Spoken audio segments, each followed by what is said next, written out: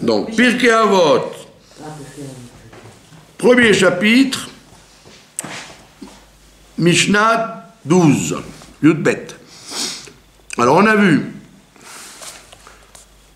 que Moshe a reçu la Torah au Sinaï, après il a transmis aux prophètes, aux anciens, après aux prophètes, et après, il y a eu les gens de la grande assemblée, là-bas en Perse, avec Mordechai, et Ezra, et Nehemia, etc., etc. Après la grande assemblée, il y avait 120 membres, ils se sont dissous, et a commencé la période des Tanaïm, les Tanaïm, c'est-à-dire les compilateurs de la Mishnah. Donc il y a eu Shimon HaTzadik, après il a eu son élève Antignos de Socho, et après a commencé la période de ce qu'on appelle les Zugot, des couples. Des couples. D'accord? Et alors, le quatrième couple s'appelait Shmaya Ve'Avtalion. Shmaya Ve'Avtalion, c'était deux convertis qui descendaient de Sancheriv, vous vous rendez compte? Oui. Du roi Sancheriv qui devait détruire Jérusalem. Et bien de lui sont descendus les deux grands maîtres, Shmaya et Avtalion. Maintenant, on a un principe que dans les couples qu'on cite, le premier, c'était le prince, le Nassi, le président du tribunal, et le deuxième, c'est le Av Beddin, le chef des 70. Vous avez compris? Toujours. Le premier, c'est le président, comme Moshe Rabbeinu, c'est le président. Et le deuxième, c'est le Av Beddin, c'est le chef des 70. Donc il y en a un qui est prince, président des 71, et il y en a un qui est le président, qui est le responsable des 70. Donc le premier cité, donc si je vous dis Shmaya et Avtalion, vous savez que Shmaya, c'est le Nassi, et Avtalion, le Av Beddin. D'accord? Maintenant, dans le monde moderne, parce que ça vous aurait dit, mais qu'est-ce que ça vient faire avec nous aujourd'hui? Dans le monde moderne, il y a le Badatz, il a ce système-là aussi. Le Badatz. Ouais, le Badatz de la Eda Haridite. Celui qui fait la cache-route, là. Ah, d'accord. D'accord? Eux, ils ont un principe que le président, il vient de Chutz Laaretz, et le Av Beddin, il est israélien. Toujours comme ça. Donc, par exemple, maintenant, ils ont le Rav Steinbuch à Arnof, c'est le Nassi, mais le Av Beddin, c'est le Rav Fischer. Celui qui s'occupe de la cache-rose, etc., etc. D'accord? Donc, il est resté ce principe-là est resté. J'appelle ça le Gaïved. Le Gaïved, c'est le Gaon Av Beddin. Vous avez compris? Donc, Shmaya et Avtalion, c'est le quatrième couple des Zugot, donc on est déjà en plein milieu du deuxième temple. Et les élèves de Shmaya et Avtalion, eh ben, c'est Hillel et Shammai. D'accord? Et donc la Mishnah nous dit, Hillel et Shammai, ils ont reçu l'enseignement de leur maître Shmaya et Avtalion, et donc on va commencer par l'enseignement de Hillel, que tout le monde connaît. Hillel Omer, Hillel dit, quand on dit il dit, ça veut dire c'est pas une fois qu'il a dit, c'est dans toutes ses drachot, tous ses discours, il parlait de ça, quoi. C'est ça quand dans les Pirkei Avot on dit il dit, c'est pour dire c'était son leitmotiv, comme vous diriez, le Rabbi Lubavitch parle de la Géoula. C'est pas une fois qu'il parle de ça, c'est à toutes les sauces. D'accord? C'est un discours qui ramène toujours à ça. Comme ce Rav-là, il parle de la Torah, tout le temps il dit il faut étudier la Torah. Vous avez compris? Alors qu'est-ce qu'il disait, qu'est-ce qu'il dit Hillel? Il dit Eve mitalmidav shel Aaron. Soit un élève de Aaron à Cohen. Aaron, il n'appelle pas Cohen, il appelle Aaron tout simplement. C'est pas en tant que Cohen qui nous intéresse, c'est en tant que action de Aaron. Qu'est-ce qu'il a fait? Orev Shalom. Voilà. Aime la paix. Il aime la paix. Aaron. Verodev Shalom. Et il la recherche. Parce que tu peux aimer la paix, comme l'autre abruti du pape. Il adore la paix, il parle toujours... il parle de la paix, mais il ne fait rien pour la faire venir. Alors qu'il dit non, ça ne suffit pas d'aimer la paix. Il faut la poursuivre. La faire. Oev et Abriot aime les créatures, ou me carvan la Torah et rapproche-les de la Torah. D'accord? Alors, qu'est-ce qu'on comprend de là? Alors, Rashi nous dit, parce que Rashi a tout commenté, aussi bien la Bible que la Torah orale. Rashi nous dit que Aaron à Cohen, il avait deux habitudes. Quand il y avait la guerre entre deux personnes, il savait qu'il y avait une dispute entre deux individus, il allait voir un troisième et disait dis-lui que lui là-bas, il a beaucoup de peine d'être fâché avec toi, il veut faire la paix avec toi. Donc il construisait ce scénario, et après il allait voir. Il disait au monsieur d'aller voir l'autre qui était en dispute, et il lui disait, tu sais, j'ai entendu qu'il a beaucoup de peine que tu sois fâché avec lui et il veut faire la paix. Donc tous les deux, ils étaient persuadés que l'autre regrettait d'être en dispute avec lui, et donc quand ils se voyaient, ils tombaient dans les bras. Et le rabbi de Lubavitch, il dit, attends, mais c'est pas vrai. Il a inventé cette histoire, c'est pas vrai. Alors il dit non, il n'a pas inventé, parce qu'en fait, profondément, deux juifs ne peuvent pas être en dispute l'un et l'autre. Donc en vérité, profondément, c'était pas faux. C'est le Yetzer Hara qui va t'obliger des fois à ne pas vouloir faire la paix, parce que tu es orgueilleux et on est bête, mais ton fond qui est bon veut faire la paix. Donc c'est pas un mensonge. Et la preuve, c'est qu'avec Aaron à Cohen, ça marchait.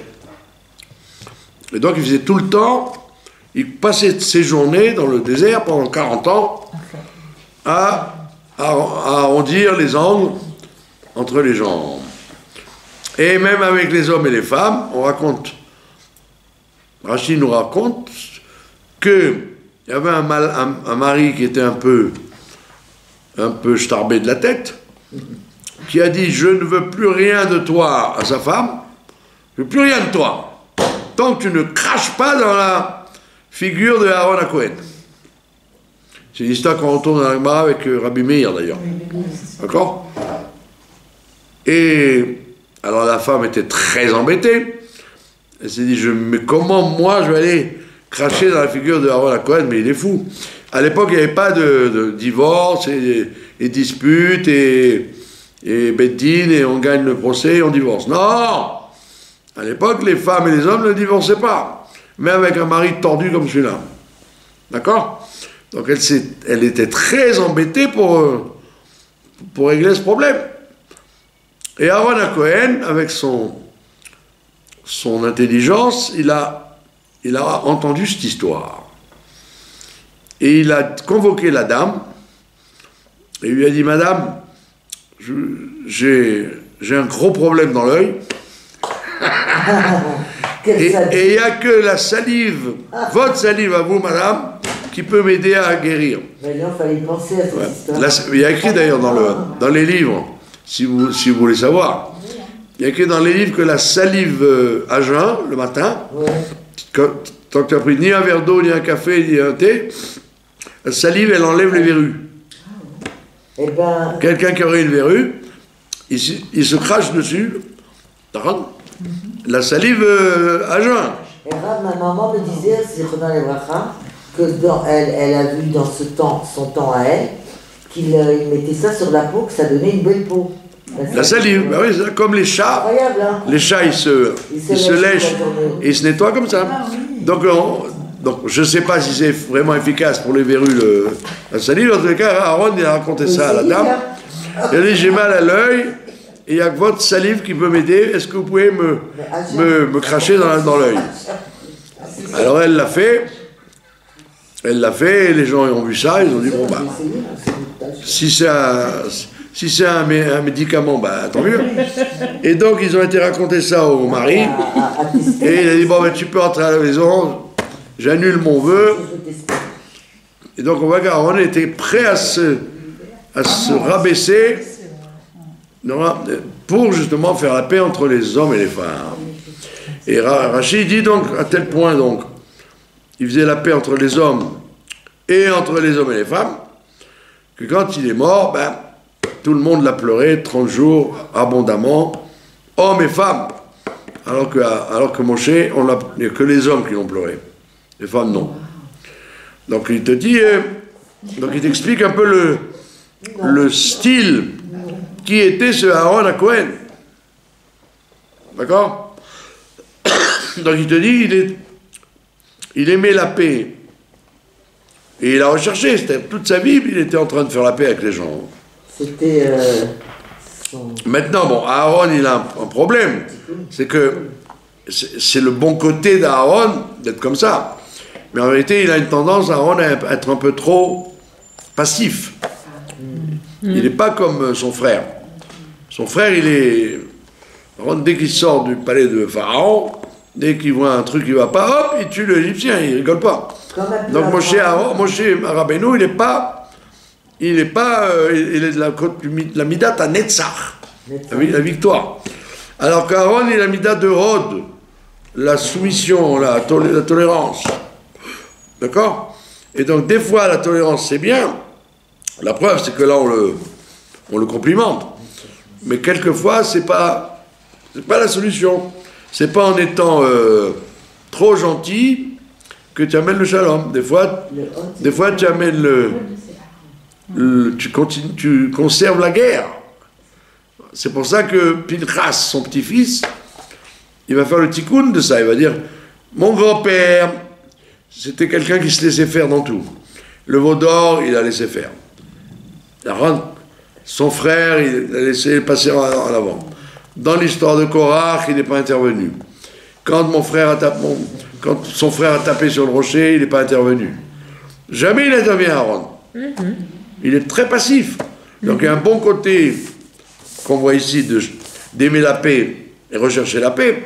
Mais il y a un côté, des fois, où c'est pas comme ça qu'il faut faire. Parce que des fois, il faut être Pinchas. Pinchas, il est appelé faire une alliance avec Dieu. Mais comment il a reçu l'alliance avec Dieu? Parce qu'il a tué Zimri. Donc on voit bien que des fois, la paix, ça consiste à être violent. Des fois, taper sur la table, ça amène la paix. C'est pas toujours comme les gens y croient, comme le pape, faire la paix dans le monde. Hein. Des fois, la paix dans le monde, elle passe par la guerre. Comme on voit aujourd'hui, si tu n'écrabouilles pas les forces du mal, ben, tu n'auras pas la paix. C'est quoi Hod déjà? Hod, c'est la soumission, c'est l'acceptation. Alors que Netzar, c'est l'agressivité. Donc on te dit, sois comme Aaron, à ce niveau-là. D'ailleurs, on voit les Kohanim, les grands Kohanim connus, le Rav Kook, le Chafetz Chaim, le Rav Shapira, tous ces gens-là, c'était des Kohanim. Ben, on voit bien qu'ils étaient pour la paix, c'était pas des des gens à bagarre. Et donc, Hillel Azaken, il te dit, Hillel, sois comme Aaron, aime la paix, fais la paix, et recherche la... Et il termine en disant, aime les créatures, et rapproche-les de la Torah. Les créatures, c'est quoi? C'est tous les gens qui ne sont pas appelés des Talmidei Chachamim. Ils n'ont rien d'autre comme qualité que de s'appeler des créatures. Ils n'ont rien. Mais ils sont beaux, ni ils sont intelligents, ni ils sont intéressants, ni ils sont riches, ni ils sont... ils ont du répondant. Ils sont rien. Ils sont la civilisation du beauf. C'est pas du père. On appelle ça les brioches. Ah, les brioches. Non, ils ne sont pas forcément méchants. Ils n'ont rien. Tu ne peux pas leur trouver des qualités spéciales. Il dit, il te dit, il faut aimer ces gens-là. Même ces gens-là, de qui tu n'as rien à gagner, en fait. D'accord? Ni ils te disent bonjour, ni ils t'éclairent avec un message intelligent. Et il dit, Umekarvan la Torah, et tu les rapproches de la Torah. Et le rabbi dit, tu les rapproches de la Torah. Ça ne veut pas dire que tu rapproches la Torah d'eux. Tu ne dois pas être démagogue. Par contre, comme font les réformés. Les réformés, ils disent, tu ne peux pas aller à la choule, alors prends la voiture. Tu rapproches pas ces gens de la Torah. Tu rapproches la Torah des gens. Et ça, c'est pas bon. Parce que quand tu rapproches la Torah des gens, tu la trafiques. Tu la déformes, tu lui enlèves son vrai message. Donc il faut rapprocher les gens, doucement, doucement, sans déformer la Torah. Comme il a fait le chaliard du rabbi en Californie, Rav Kounin. Il a dit, et c'est le patron des réformés qui m'a raconté ça, il était à ma table à l'époque, ouais, un milliardaire américain qui était en visite à Paris, et qui était le chef des réformés de Californie, qui comptait 500 000 personnes, enfin un truc énorme. Il m'a dit, je suis très ami avec le Rav Kounin, qui est le chaliard du rabbi. Et le Rav Kounin, il a dit, c'est facile. Comme les gens habitent très loin les uns des autres, et que je ne veux pas qu'ils viennent en voiture, eh bien, j'ai construit un Beth Rabbad tous les 1000 mètres. Comme ça, il marche quelques minutes avant de... Faut le faire quand même. Comme il est plein d'argent, le Rav Kounin. Un jour, il a un Beth Rabbad qui a brûlé. Il a dit au rabbi, j'ai mon Beth Rabbad de 10 millions de dollars qui a brûlé. Et le rabbi, il a fait, c'est quoi pour toi 10 millions de dollars? Et là, en 5 minutes, il les a retrouvés, quoi. Il a trouvé une vieille dame qui avait plusieurs milliards. Elle lui a donné quelques millions de dollars. Donc c'est dans des domaines que nous ne connaissons pas, nous. Ça fonctionne avec plusieurs euros, quoi. Mais ça viendra. Donc il lui dit, donc il a dit, au lieu de leur dire venez en voiture, qu'à cela ne tienne, je leur ai construit une synagogue à côté de la maison. Comme ça, ils n'ont pas de... Donc ça veut dire, tu ne dois pas dire aux gens, bon, c'est pas grave, transgresse la Torah, tu t'en rapproches. Non, tu dois laisser la Torah intégrale et rapprocher les gens de la Torah. C'est pas facile, hein? C'est très très difficile, puisque c'est la démagogie. C'est la démagogie, d'accord? Et beaucoup de présidents de communautés, ils ont eu des problèmes avec ça, parce que très souvent les communautés ne voulaient rien entendre. Alors ils disaient, bon, ben tant pis, venez en voiture, faites pas Shabbat, faites pas Kashrut, mais au moins qu'il y ait la paix. Eh ben non, ça prend du temps, mais il faut travailler dans le sens de rassembler les gens vers la Torah et pas faire monter la Torah vers les gens. Ils font ça en Corse. Ils leur disent, si vous ne pouvez pas faire autrement, vous habitez à 50 km de la synagogue, venez en voiture. Eh ouais, c'est un problème. Ouais. Maintenant, le Maharal de Prague, que nous étudions régulièrement dans cette yeshiva, il dit, qu'est-ce qu'il y a d'important dans cette histoire de Hillel? Il dit, sache que le monde a été créé, depuis que le monde a été créé, la machloket, elle est présente partout. Il y a un principe de machloket. C'est-à-dire, le monde ne peut pas vivre sans machloket. Mais la machloket, est-ce que c'est la halakha? Non, machloket, c'est pas forcément sur la Torah, machloket. Et il dit l'exemple type, le premier exemple qu'on voit de machloket, c'est Caïn et Abel. Le jour même où le monde est créé, les deux frères se disputent. Et on ne peut pas dire qu'il y avait de quoi. C'est pas qu'ils se disputaient sur un morceau de pain comme à Auschwitz. Ils avaient tout le monde entier pour eux deux. C'est pas le père et la mère qui les auraient dérangés. Et le Midrash te dit, ils se sont disputés sur le monde. Lui, il disait, moi je veux tout, l'autre il dit, moi je veux tout. L'autre, il avait une jumelle en plus, l'autre, il a dit, je veux me marier avec ta soeur jumelle en plus. Après, ils ont discuté, moi je veux le Olam Haba, toi tu prends le Olam Hazé. Ça veut dire que le Midrash t'avoue la vérité que les êtres humains, depuis que le monde est créé, il faut qu'ils se disputent. On parle pas de machloket entre le Rav X et le Rav Y, non, on parle de machloket surtout. Comme les enfants. Il a eu le bonbon, l'autre veut prendre son bonbon. Et donc le Maharal de Prague, il dit, la machloket est la composante inhérente à ce monde. C'est la base de ce monde, il n'y a rien à faire. La preuve, c'est que Adam Arishon, il aurait pu empêcher ses enfants de se disputer. Il n'a pas réussi à les empêcher de se disputer. Lui et sa femme, ils auraient pu dire, mes enfants, vous êtes des jumeaux, vous êtes même père et même mère, vous avez tout.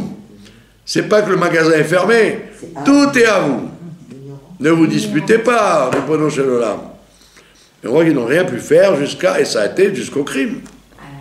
Donc on voit bien que la machloket, ça peut s'agir de quelque chose de tout bête. Moi j'aime le thon, toi tu préfères le saumon. Et on va se disputer pour ça. Ça peut être un truc bête, et ça peut aller jusqu'à la conquête du monde, comme M. Poutine, il veut l'Ukraine, ça peut aller très loin, et le monde est basé là-dessus.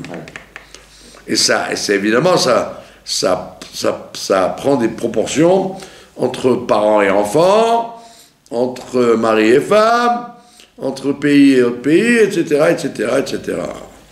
Et donc, il dit le Maharal de Prague, cet enseignement de Hillel, il est fondamental, parce que tu vas réparer la machloket quand tu cherches la paix et que tu aimes la paix. Comment vous traduisez machloket? Polémique. Polémique, ou alors dispute. Polémique, c'est la base. Ça peut être une polémique verbale, et puis après, ça peut être une polémique violente. Vous avez compris? Et donc Hillel Hazaken, il t'apprend ici un principe fondamental, que c'est pas un luxe d'être comme Aaron Cohen, mais c'est indispensable. Si tu fais pas la paix entre les gens, parce que la plupart des individus, ils disent, pourquoi je vais me mouiller? Qu'ils se disputent, je m'en fiche. Non, quand tu laisses les gens se disputer, tu aggraves la situation du monde. Quand il y a la paix, il y a toutes les brachot qui descendent. La paix entre l'homme et la femme, la paix entre les hommes, etc., ça amène toutes les brachot. Et dans une machloket, on voit bien, même si la personne, elle a gagné, elle n'est pas vraiment contente. C'est pas que les gens, ils font une machloket et puis après ils sont calmes. Non, il faut une autre machloket. Il faut soulever le problème ailleurs. C'est une maladie. Ah, je suis tout à fait d'accord avec vous.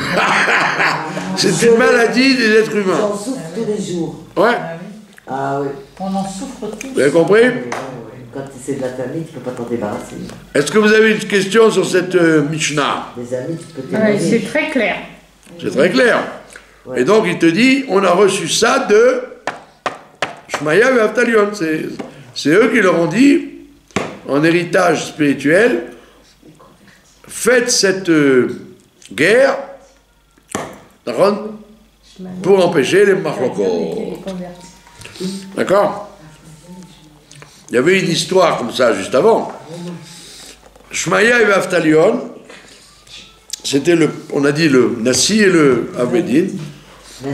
Il y avait le Kohen Gadol, parce qu'il y a toujours un conflit, il y a toujours des machlokot entre le pouvoir laïque et le pouvoir religieux. Comme on l'a vu dans Hanouka, que les Kohanim, ils ont pris la décision de faire la guerre, et ils n'ont pas demandé au Sanhédrin, ils ont fait la guerre d'eux-mêmes. Ouais, ils n'ont pas demandé. Ils auraient pu dire, attends, on va d'abord consulter les chefs du Sanhédrin du moment, qui étaient les maîtres de Shmaya et Avtalion. On voit que non. Yochanan Kohen Gadol, il a décidé de faire la guerre avec ses enfants sans demander l'avis. Donc on voit qu'il y a eu toujours des frottements entre les gens de la prêtrise et les gens laïcs. Ça continue. Ça continue. Et donc, qu'est-ce qui s'est passé? Les gens, on raconte que après le Yom Kippour, les gens ont raccompagné, ils avaient l'habitude de raccompagner le Kohen Gadol à sa maison. Donc les gens ont fait un cortège, et avec des chants, etc., ils ramenaient le Kohen Gadol qui est quand même sorti vivant de Yom Kippour. Donc ils l'ont accompagné, et puis, à la croisée des chemins, se trouve Shmaya et Avtalion. Les gens, le Midrash, la Gemara, elle raconte que les gens ont abandonné le Kohen Gadol et ils ont été suivre Shmaya et Avtalion. Et donc le Kohen Gadol l'a très mal pris. Il a été vexé à en mourir. Comment il m'abandonne pour aller avec ces deux convertis, comme ça il les appelait, ces deux convertis qui mangeaient il n'y a pas longtemps du cochon. Et c'est bien qu'ils étaient devenus le plus haut niveau de la jurisprudence, de Nassi et Avedin, il les a insultés. C'est-à-dire que sa jalousie a été tellement forte qu'il a dit du mal des guérims, c'est grave. Surtout qu'ils étaient Nassi et Avedin. Et comme eux, ils étaient très aimés par le peuple, et le Kohen Gadol, non, il l'a très mal pris.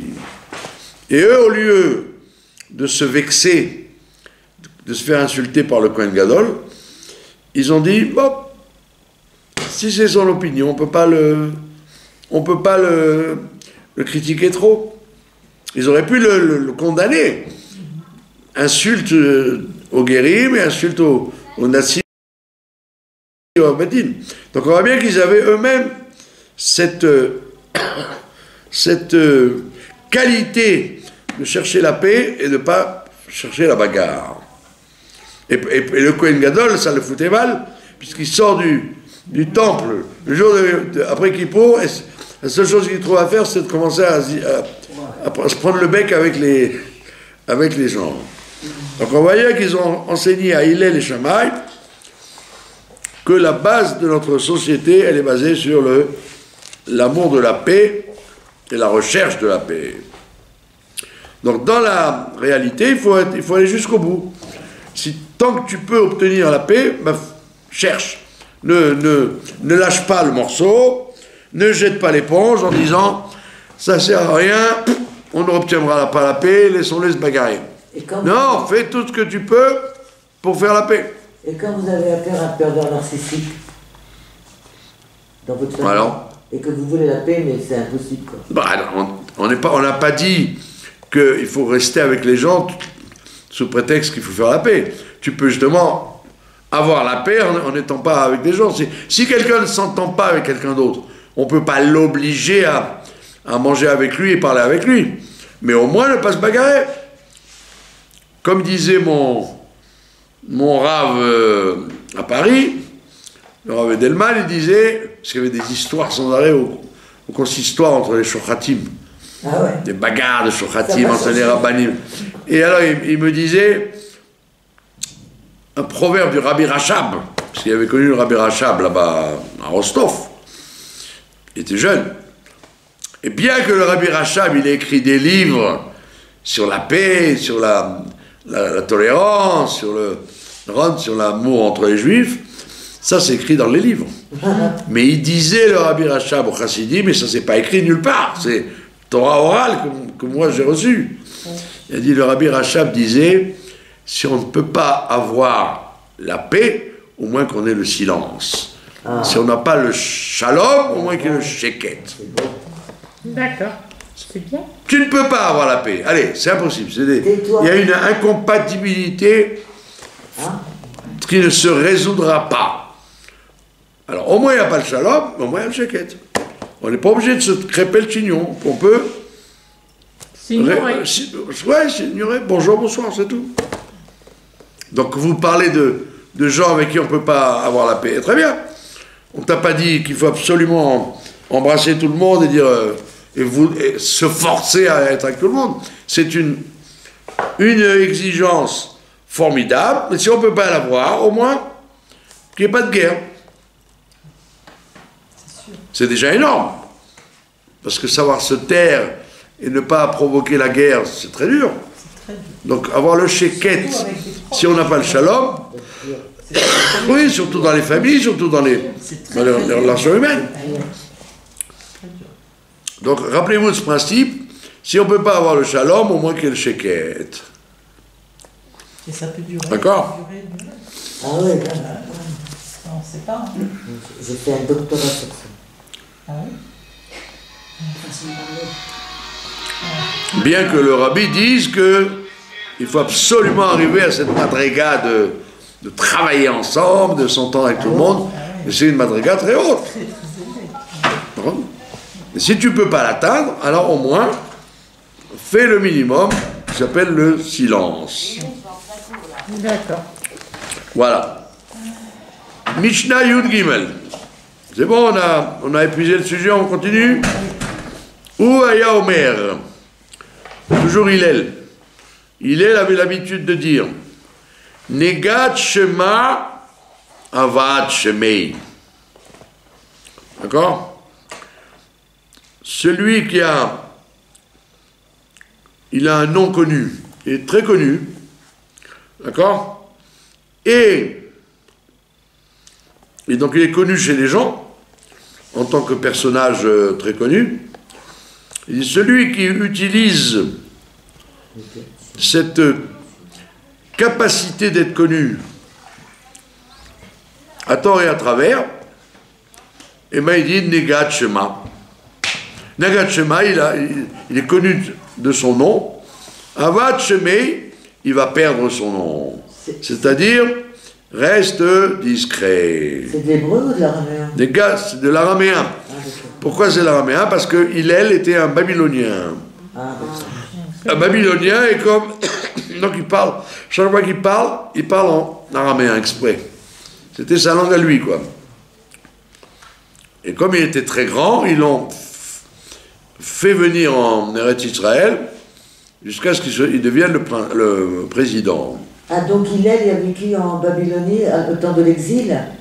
Oui, non, c'est pas au temps de l'exil, au temps de la Mishnah, c'est-à-dire au deuxième temple. Là, on est à la fin du deuxième temple. Il a vécu, il a vu le temple, le deuxième. Ok.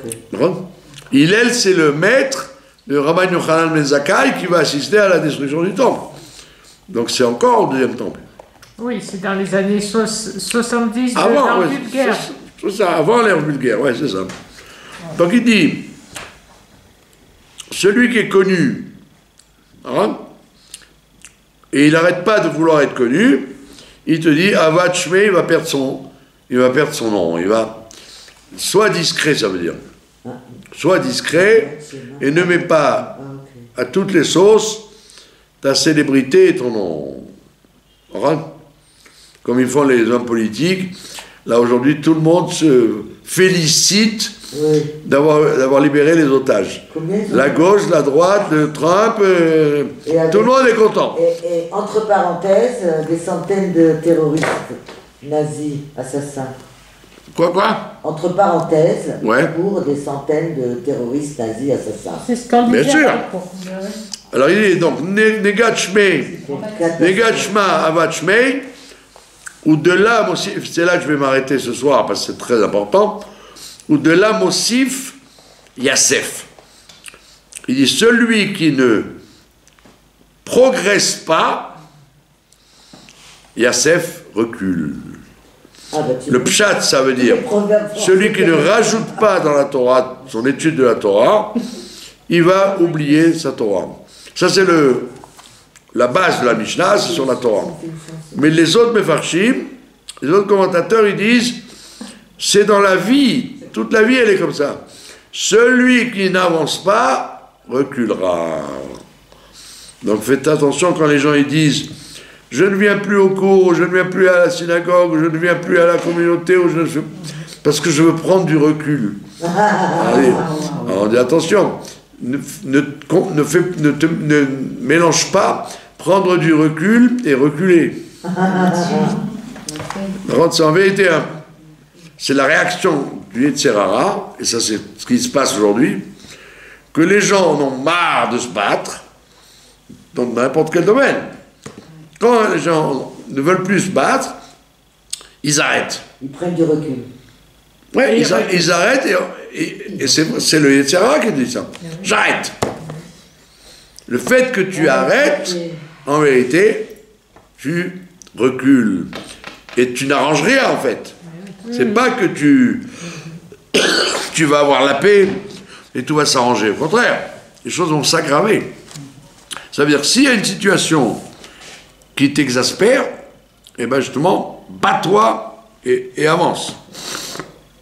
Tu en as marre de ce qui se passe, insiste. Ne lâche pas le morceau, ne jette pas l'éponge.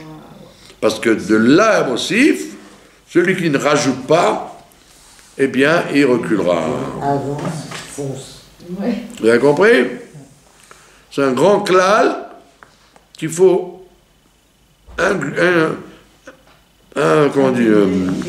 intégrer et faire passer à tout le monde. Parce que c'est la maladie du siècle, de la période en tous les cas. Que les gens, ils en ont marre, ils veulent arrêter. C'est la cause des divorces, c'est la cause des... J'en ai marre de cette personne, alors au lieu de travailler, j'arrête. Ce métier ne m'intéresse plus, j'arrête. Cette femme ne m'intéresse plus, je divorce. C'est la réaction du Yetzer Hara. C'est la génération de Chat Pa'ami. Ben oui. Complètement.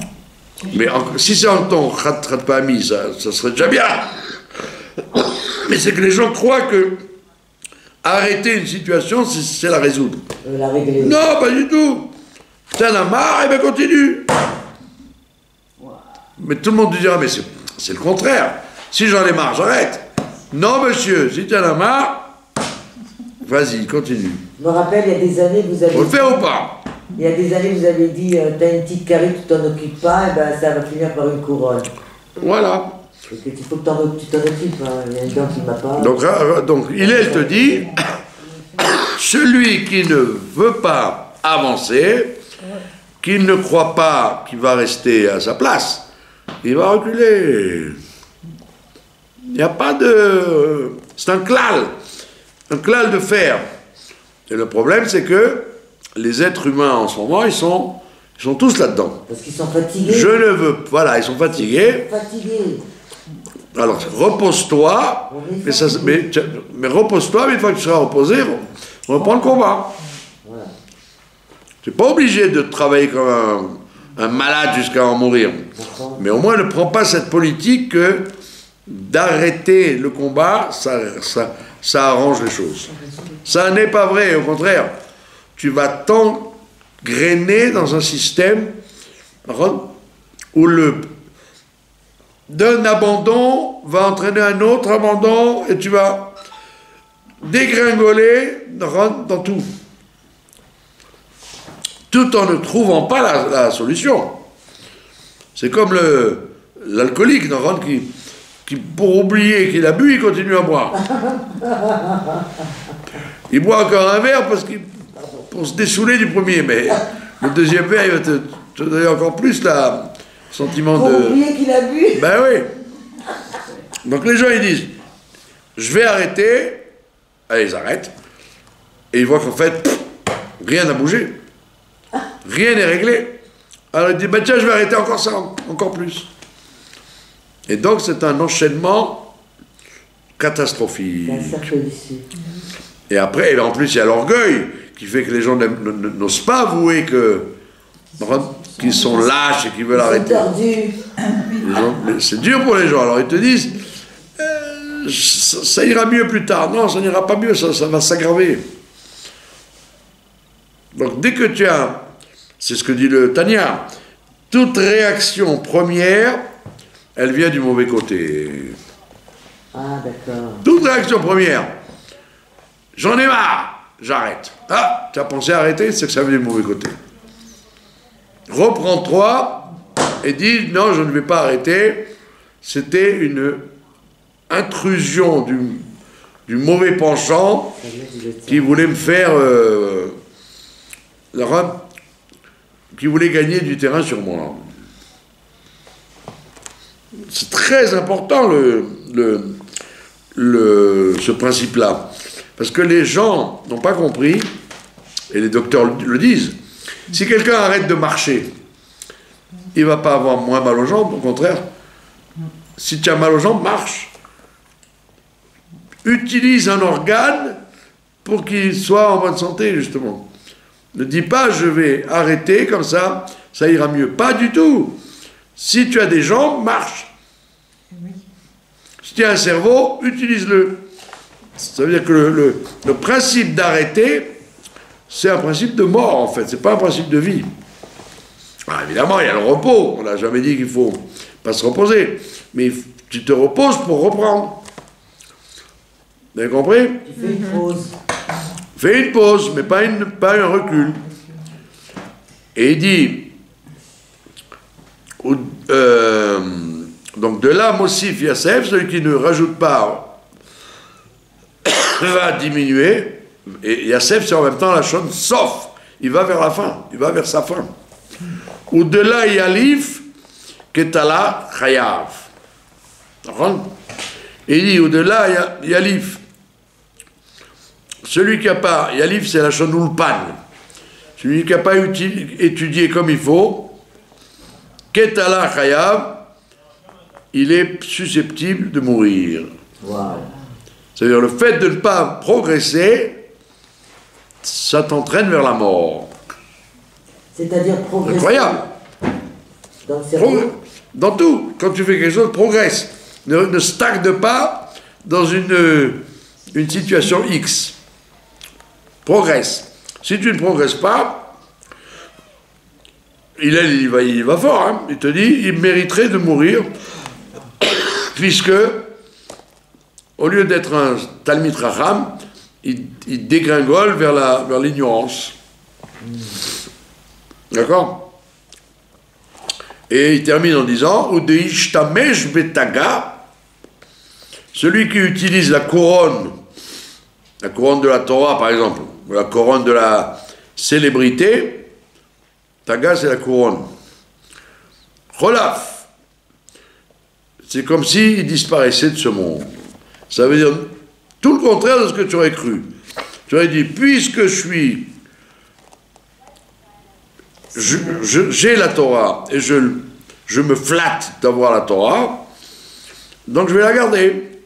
Et il ne dit pas du tout, plus tu es imbu de tes connaissances, tes progrès, de tes acquis, et plus tu vas les perdre. Ça veut dire la grandeur que tu vas avoir, elle provient du fait que, justement, tu n'utilises pas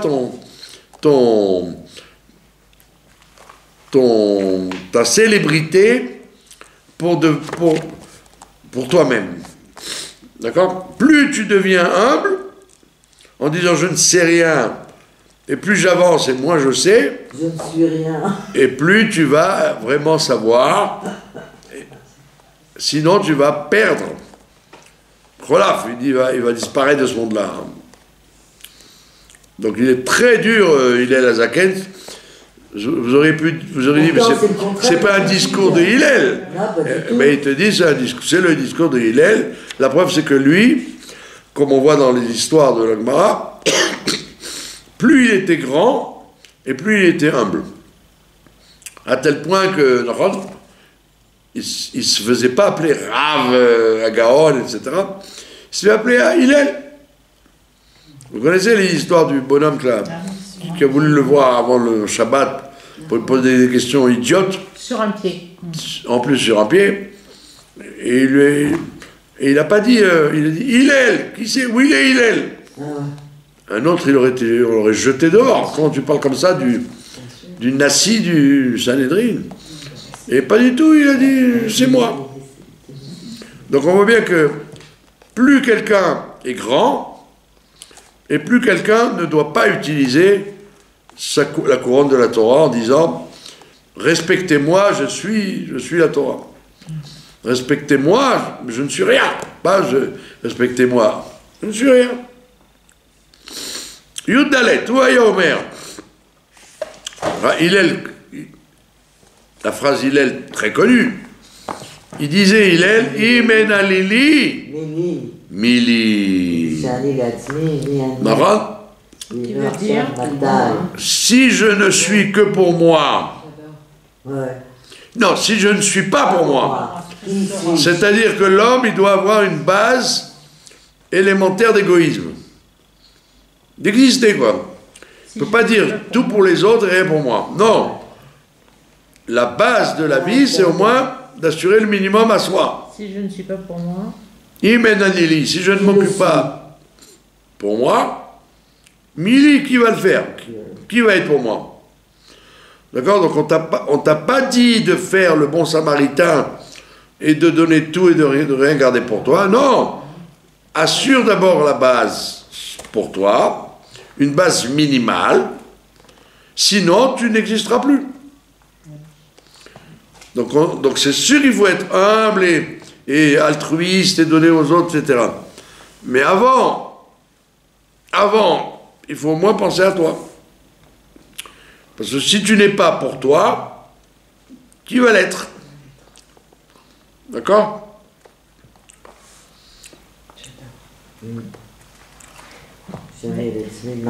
Et donc, qu'il s'agisse des choses matérielles ou des choses spirituelles, il faut commencer par soi-même. C'est pas une honte de commencer par soi-même. D'accord? Pourquoi? Parce que tu vas avoir, si tu ne t'occupes que des autres et rien à toi, tu vas accumuler une frustration. Au début, c'est un enflammement. Ah, j'ai tout donné aux autres. Tout donné pour les autres, et j'ai rien gardé pour moi. Au début, on est fier de ça, mais après, avec le temps, on dit, mais je suis un idiot. Donc on te dit, garde une petite part pour toi, spirituellement et matériellement. Ça veut dire, vis ta vie, d'abord, et après... Vis ta life. Après, il dit, mais il penche de l'autre côté. Ou que shen ani le atzmi. Maintenant, si je ne suis que pour moi, j'ai exagéré. J'ai trop pensé à moi. Il dit, mani, qu'est-ce que je suis? C'est-à-dire, tu penses de l'autre côté, en étant... Le Rav, il a dit, si je ne suis pas pour moi, qui va l'être? Eh bien voilà, je vais m'occuper de moi. Et si tu penches trop tu t'occupes trop de toi, tu vas devenir imbuvable. Tu n'auras pas de communication avec personne parce que tu ne t'occuperas que de toi. Tu es passé de l'autre côté. Tu as exagéré la première proposition qui t'a dit hey, n'oublie pas, pense à toi. Comme il dit le Ramban d'ailleurs, aujourd'hui c'était le Yortzeit du Rambam. Il dit au début de son livre, ouais, tous les deux étaient liés avec l'Égypte. Ouais. Rambam, il a vécu en Égypte, il est enterré ici, et le Rabbi Yaakov Ratzera, il a passé en Égypte et il est resté là-bas. Donc le Rambam, il dit que dans les caractères des êtres humains, au début de son livre, il dit « Celui qui dilapide tout son argent pour les uns et les autres, en disant « mais c'est comme Abraham Avinu, je veux faire du chesed, il dit « c'est un fou ». C'est un fou parce qu'il va se retrouver dans la rue. Ah, tu encourages l'égoïsme?